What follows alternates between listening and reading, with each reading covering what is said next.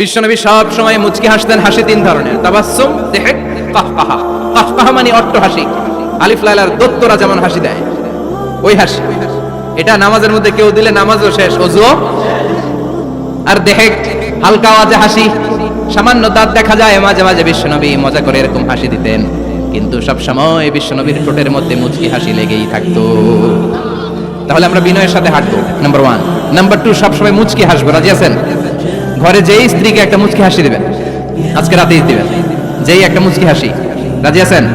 হ্যাঁ, ভালোবাসা বাড়াই দিবে কে? কথা কয় না। ভালোবাসার কথা আসলে আওয়াজ কমে যায়। ভালোবাসার কথাও কোরআনে আছে না নাই? আল্লাহু আকবার। আল্লাহ দাম্পত্য জীবনের ভালোবাসা তুমি বাড়িয়ে দাও। ইদাল তাফাতা ইলতাফাতা জামিআন। বিশ্বনবীর যদি ডানে বায়ে কোথাও তাকানোর দরকার হতো, উনি আর চোখে তাকাতেন না।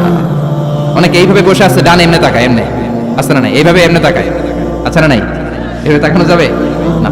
বিশ্বনবী ডানে তাকানোর দরকার হলে ইলতাফাতা জামিআন, অ্যাবাউট টার্ন, ঘুরে যেতেন। আবার বায়ে তাকানোর দরকার হলে বুকটা নিয়ে, শরীরটা নিয়ে ঘুরে যেতেন, এইভাবে তাকাতেন। সুবহানাল্লাহ পড়বেন না? আর চোখে তাকানো কি ভালো স্বভাব? বিশ্বনবী ইদাল তাফাতা ইলতাফাতা জামিআন, যেদিকে তাকাবেন ওদিকে ফুল্লি মনোনিবেশ করতেন, তারপরে তাকাতেন। সুবহানাল্লাহ পড়েন। ওয়া কানা মুস্তাহিয়ান, লাজুক ছিলেন, বেশ লাজুক। এখন সমাজে লাজুকতা নাই, লাজ শরম আমরা হারাতে বসেছি, ঠিক কিনা? বিশ্বনবী আসাদ্দু হায়াআন মিনাল আযরা ফি খিদরিহা, যেই মেয়েদের বিয়ে হয় নাই, এমন ভার্জিন নারী, কুমারী নারী যারা পর্দার ভেতরে অনেক লাজুক হয়ে বসে থাকে, বিশ্বনবী পর্দার আড়ালে ওই কুমারী নারীদের চাইতেও বেশি লাজুক ছিলেন।